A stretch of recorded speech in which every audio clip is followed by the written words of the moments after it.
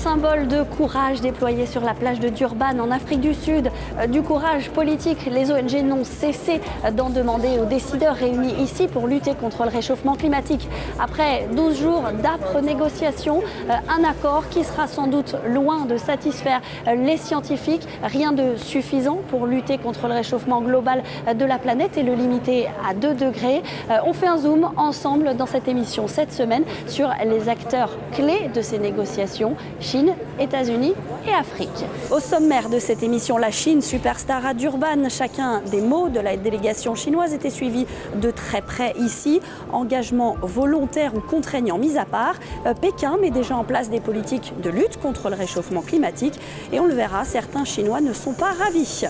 Les États-Unis ont été accusés d'avoir dynamité les négociations de Durban. Sur place, c'est le boom du pétrole. De nouveaux champs ont été découverts. À quelques mois de l'élection présidentielle, l'argument économique l'emporte sur l'environnement. Et puis, c'est la principale victime du réchauffement climatique, l'Afrique. Elle qui demandait ici des avancées concrètes sur le fonds vert pour aider les pays en développement à faire face au réchauffement climatique. L'argent n'est toujours pas sur la table.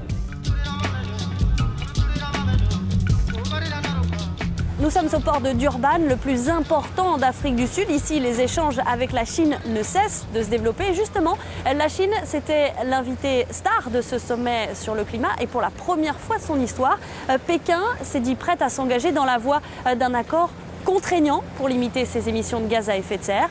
Car pour l'instant, la politique de Pékin est uniquement volontaire, parfois au détriment de certains Chinois. Reportage sur place de Joris Silberman.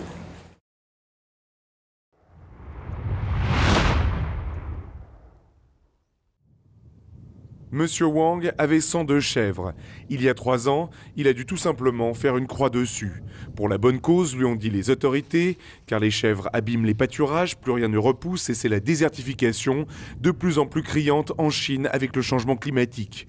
Wang possède encore un lopin de terre, mais ce n'est pas assez pour vivre.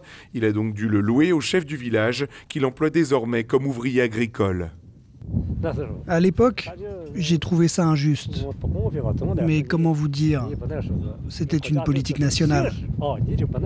Vous ne pouvez pas mettre en avant vos intérêts personnels. Il a bien fallu que je me détache de mes chèvres. Même si j'avais mal au cœur, ça ne comptait pas. La lutte contre le changement climatique, c'est aussi replanter les arbres dans une région très sèche, dans le cadre du projet de Grande Muraille Verte développé par la Chine. Le gouvernement local met les paysans à contribution, un service d'intérêt public obligatoire. On ne gagne pas d'argent avec ça. Nos seuls revenus dépendent maintenant de notre travail dans les champs d'herbes médicinales.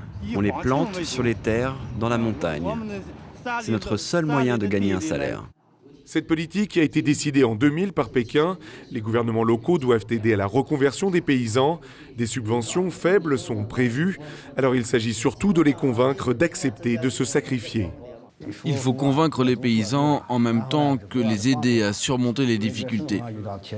On les encourage en leur disant par exemple « Regarde, grâce à toi, le climat s'améliore. Il y a moins de tempêtes de sable qu'avant. » Et on dit aux paysans, tout ça c'est grâce à ta contribution. Alors il sourit et il est content. Certains en Chine jugent cette politique un peu brutale, à l'instar de cette ONG spécialisée dans l'environnement et le développement rural. Pour sa directrice, la lutte contre le changement climatique profite surtout aux grandes villes comme Pékin et aux classes favorisées, sans penser aux dégâts sur la vie des paysans. Lorsque le gouvernement local met en œuvre une telle politique, son but est certes de protéger l'environnement autour de nous, mais surtout celui de la capitale, de la région de Pékin. Ça se fait au détriment des paysans, de leur développement économique et de leur survie. Pour M. Wang, après 3 années difficiles, la subsistance est de nouveau assurée, mais il n'a plus rien à transmettre à ses fils, qui sont tous partis en ville travailler à l'usine.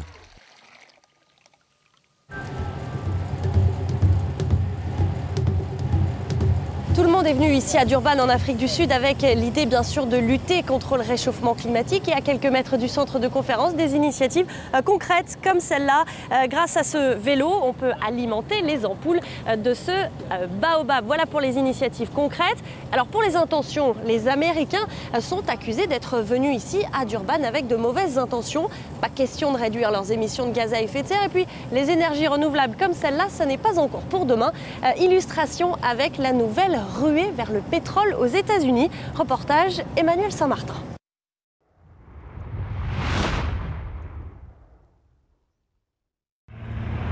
Camper sur un parking d'hypermarché ne fait guère rêver, mais pour Alan, c'est la promesse de lendemain qui chante. Les salaires ici sont complètement fous comparés à ceux des États-Unis et il faudrait encore que je puisse trouver un travail chez moi.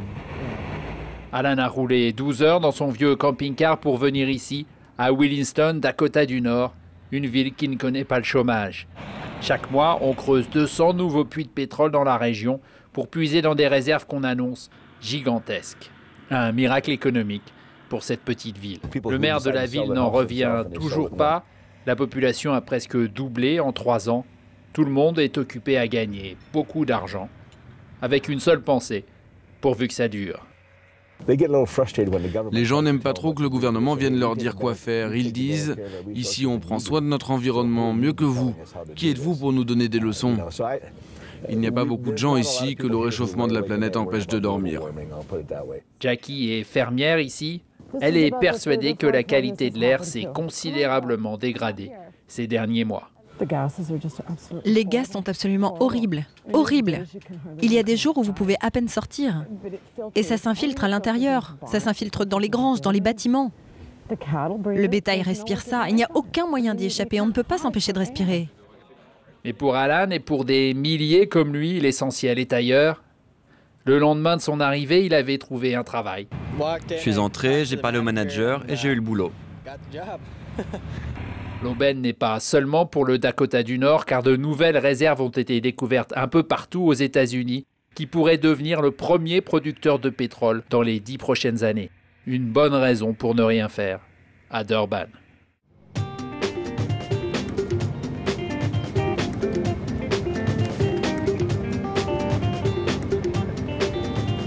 Ce n'est pas un hasard si cette conférence s'est déroulée à Durban en Afrique du Sud. L'Afrique, c'est le continent le plus touché pour l'instant par le réchauffement climatique. Et ici, les pays du continent ont affiché un chiffre colossal.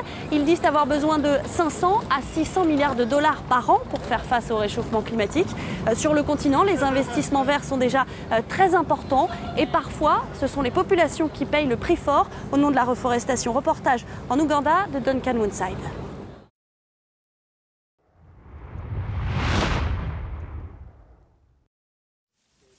Olivia se ferait un chemin entre les broussailles. Il y a 2 ans, elle vivait ici, mais tous les habitants du village ont dû partir pour laisser place à une exploitation forestière.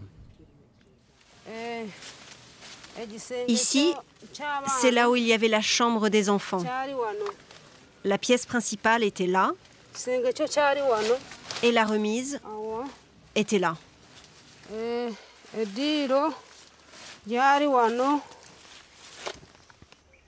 Quelques semaines avant la date de leur éviction, un des enfants d'Olivia est tombé malade.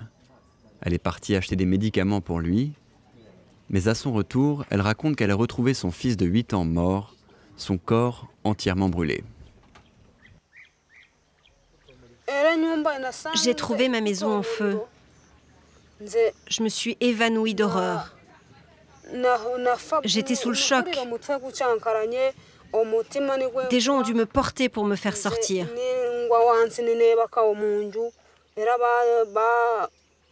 Selon elle, aucun de ses voisins n'a vu comment l'incendie avait démarré.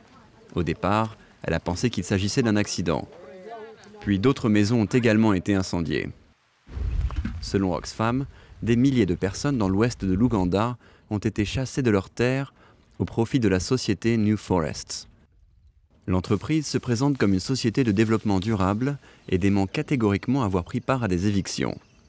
Le gouvernement ougandais reconnaît qu'il est responsable de ces évictions, mais il estime qu'elles sont nécessaires, d'autant plus que les paysans vivaient sur ces terres illégalement. Si nous laissons les gens venir pour s'installer ici et qu'ils disent droit de l'homme, nous risquons de ne plus avoir de forêt du tout dans le pays. Il faut restaurer l'intégrité de ces forêts. Le gouvernement affiche sa fermeté, ce qui laisse peu de perspectives d'avenir pour Olivia et ses enfants. L'Ouganda n'est pas le seul pays de la région concerné par ce genre d'investissement visant à exploiter le système de crédit carbone. Selon plusieurs ONG, de vastes surfaces de terre ont été louées ou vendues dans ce but au Kenya, au Soudan du Sud ou en Tanzanie. Ces tractations foncières se font aux dépens de milliers de paysans et d'éleveurs en Afrique de l'Est.